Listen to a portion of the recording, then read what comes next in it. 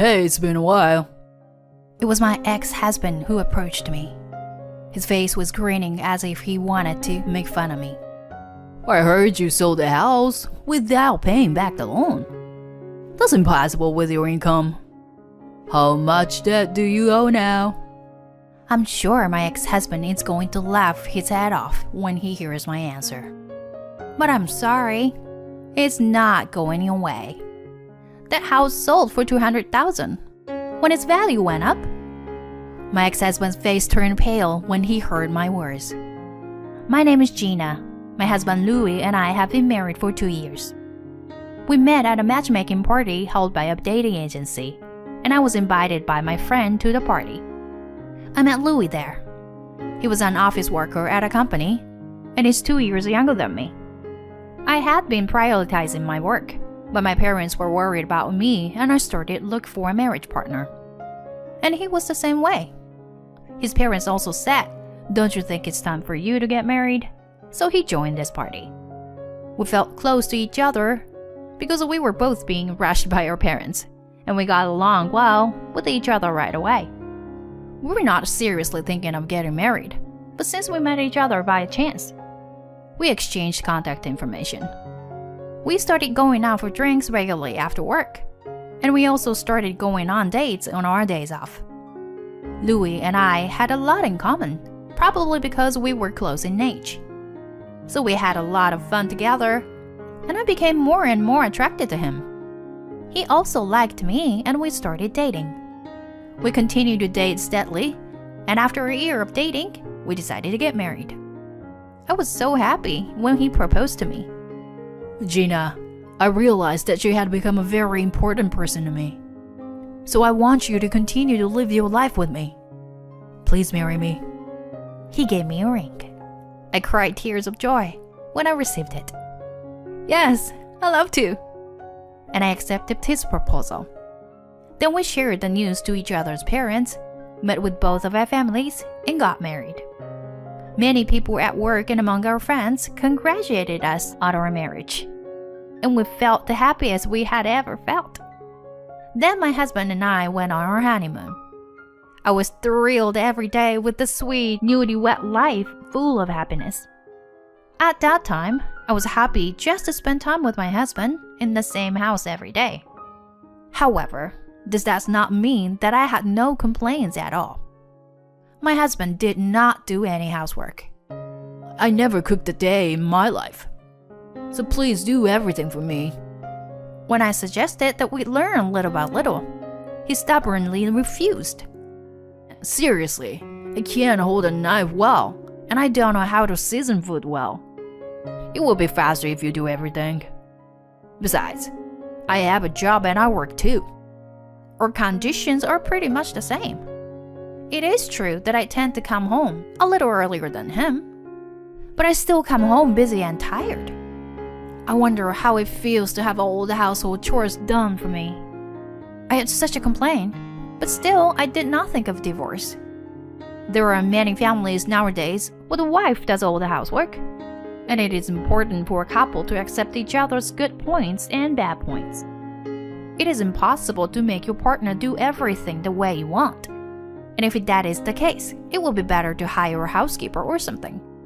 So, of course, there were many hard parts, but my husband never complained even if I brought ready-to-eat foods and enjoyed them. I have been doing all the housework by myself since the beginning of our marriage. We went on occasional trips, went out to eat delicious food with a little bit of extravagance, and made many memories. And before I knew it, 2 years had passed in the blink of an eye. Then something even more exciting happened to us. What? You're pregnant? They said 3 months. That's amazing.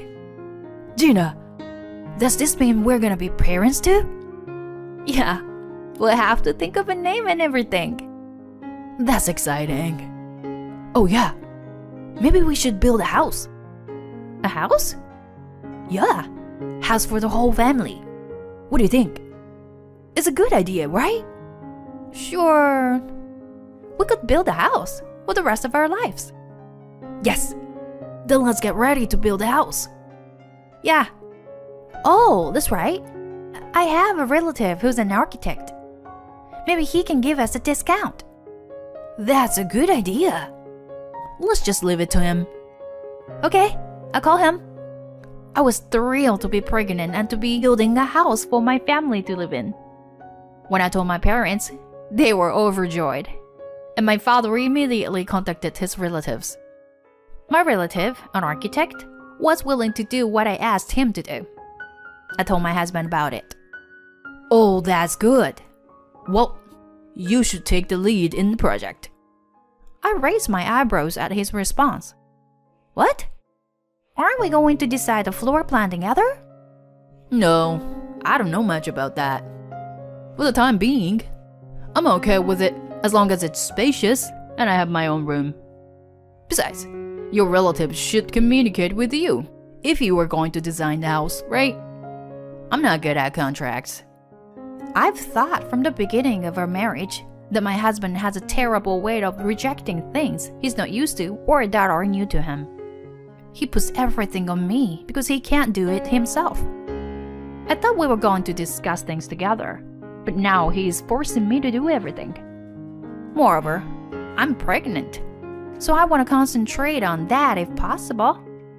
However, my husband seemed to be completely leaving everything to me, so I had no choice but to think about the layout of the house on my own. Surprisingly, I enjoyed thinking about the house.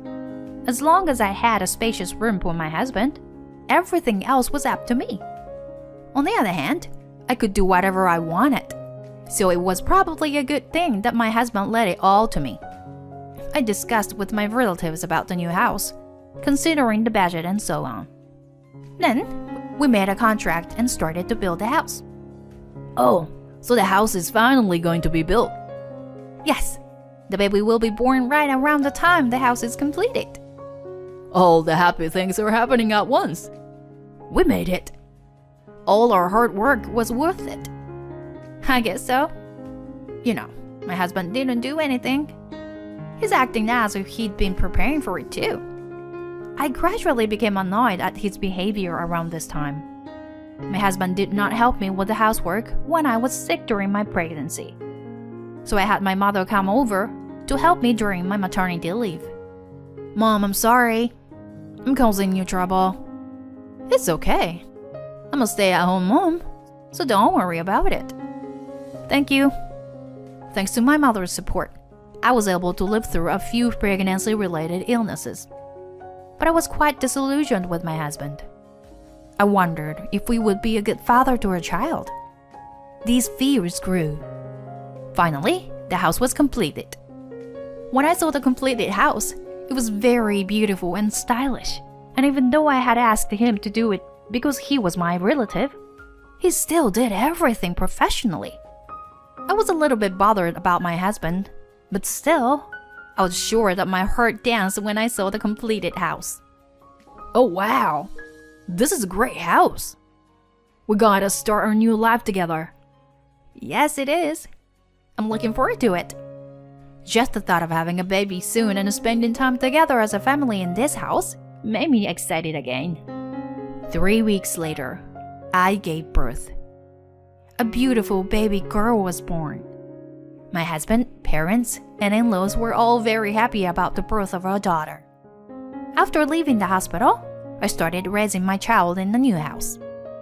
The smell of the new house was very soothing, and it was very easy to cook in the kitchen. My husband seems to be satisfied with the spaciousness and comfort of his room. After that, my childcare leave period ended, and I returned to work. I left my daughter at the daycare center, picked her up from work, and came home every day. My husband still did not do the housework, but by that time, I no longer felt any resistance to doing the housework by myself. However, my husband gradually started coming home late. Did you work late again today? Oh, I'm exhausted. I'm going to take a bath and go to bed. What? What about dinner? Sorry, I already ate. Oh no. But I made it just for you. I had to work, so it couldn't be helped, right? But why didn't you call ahead? It's a pain in the butt. And when I have to work late, I can't afford to call you every time. You work too. You know that, don't you? My husband went to take a bath with such a frustrated look on his face. After that, he came home late at night more and more often. And even on holidays, he went out alone. I became more and more dissatisfied with the fact that he did not care about the family at all. Then one day, I exploded. It was a Friday. My husband came home again at 2 a.m. without calling me. Welcome home? Whoa, you scared me. You're still up. Is it more convenient for you if I'm asleep? Not that I'm saying that. But I'm going to take a bath and go to bed. Wait a minute. What? You've been home late the last few days. You've been drinking. You go out on your days off and leave me and my daughter alone. I want you to be a better husband and father and take better care of our family. When I said this to him, he looked annoyed. I work hard to support this house as the head of the family, don't you think? Don't you dare to speak to me like that just because you are my wife. What was that supposed to mean? I work too, and I'm the only one who takes care of our kid. Huh? So what? That's a wife's job, right? That's an old-fashioned way of thinking. I just want you to think about our family, at least a little. Shut up. Don't tell me what to do. My husband got so mad that he went into his room. My daughter woke up and cried because of his yelling and anger, and I was forced to concentrate on caring for my daughter. But I'm sure that I was more angry than ever with my husband. I decided to go back to my parents' house for a while and pack clothes for about a week. The next morning, I took my daughter home early. My parents welcomed me warmly because I had explained the situation to them beforehand. It's a tough relationship between a husband and wife. But I do wish he would think about your family a little more. Well, forget all that for once and stretch your wings. I'll take care of the housework. My parents took care of me. It helped me to relax and concentrate on my work. I'm sure my husband will be thankful for me in a week. I left the house for such a long period of time because I wanted him to realize how much I took care of the housework. But I never heard from my husband during that time. I wonder if he was too stubborn to contact me. At any rate, I went home because I'd been bothering my parents for a week or more already. I wondered how dirty the house was. I opened the front door of my house with some anxiety. It was as clean as when I left. Had my husband cleaned up the house? I entered the house with surprise. But when I saw what was now on the table, I was absolutely stunned. What? No way! There were divorce papers on the table that had already been filled out. And when I looked at his room, I found his belongings were gone. In short, he had left while I was giving him the house. I called him in a panic. Hey, Louis! Who are you? Huh? I thought I called my husband, but a woman answered the phone. Are you Louis' wife? Yes, but who are you? I'm Louis' girlfriend. What? Louis dumped you? Oh no. You were having an affair? Louis chose me. At first, it was an affair. But now that I'm officially his partner, you need to file for divorce. Oh, and don't try to find him, okay? We've already quit our jobs and moved to different places. You have a mortgage on a new house, don't you? And you have to raise your kid. I don't think a mere office worker can cover such expenses. But good luck with that. After saying this, the doctor hung up the phone. I despaired. I had no idea that my husband was having an affair. I was so angry that I couldn't control my emotions. My parents came to see me right away, and as we talked, I gradually regained my composure. My parents were also indignant and wanted to catch them right away, but I didn't want to waste my money on a detective agency to look for them. Anyway, I called my parents-in-law, but they didn't know where my husband had gone, and they apologized profusely. I had many thoughts about my husband, but I decided to forget about him and move on with my life. I filed for divorce and decided to raise my daughter as a single mother. The problem was this new house. The house, which is under my name, is a rather expensive house, and the mortgage is still $4 million because I had assumed that we would be able to pay for it together. Now that my husband is gone, I have to pay off this loan by myself, which is impossible. It is not realistic when I think about saving money for tuition for my child. So I decided to sell the house. A year has passed since then.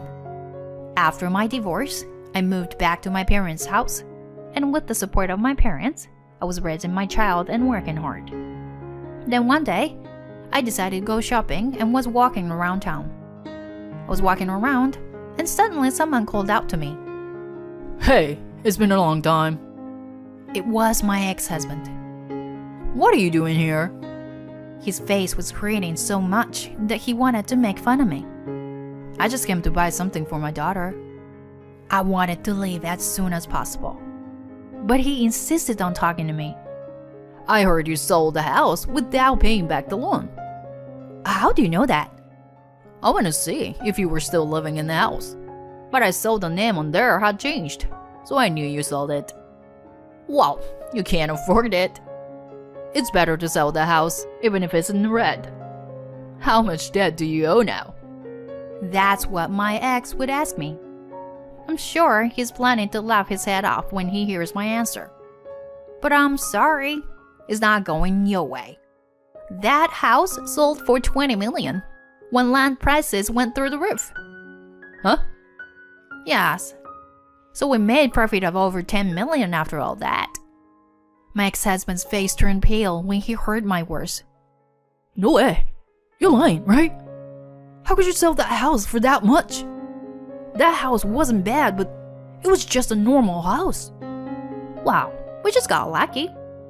The relative who designed that house was an internationally recognized architect. That was before you eloped with your mistress, so the house sold for a huge premium because of it. Well, it was brand new and immaculate. Oh no. Then give me my share. Half of it's mine. I'm afraid I can't do that. You left a written note with the divorce papers saying there would be no share. I didn't want to give you a dime of my money. Even so, it's still valid. So I don't have to give you the money I got. Then we have nothing more to talk about. Wait a minute. I'm in debt. I tried to make a fortune in the stock market and failed. And the woman I remarried ran away. I'm so stupid. And that's why you decided to ask me for help? You're really good at what you do. But you dumped me. Do you think I would help you with money? But since you showed your face now, I'll charge you alimony and child support for the affair. Hey. If you come any closer to me, you're going to owe me even more money. Is that clear? What? If you don't like it, don't ever come near my family again. I told that to my ex-husband, and he ran away in fright. I don't expect to get any alimony from him anymore, but I'd rather not have him come close to me and cost me money now. So I taught him this so that he would never appear in front of me again. In fact, since then, my ex-husband has stopped showing up at all. Well, maybe he is so much in debt that he doesn't have any time to pay the bills. But I am already happy and I'm prosperous enough without him, and I don't want to get involved with him anymore. I am going to live happily with my daughter who is growing up, and my parents, and I am going to do my best in my work every day.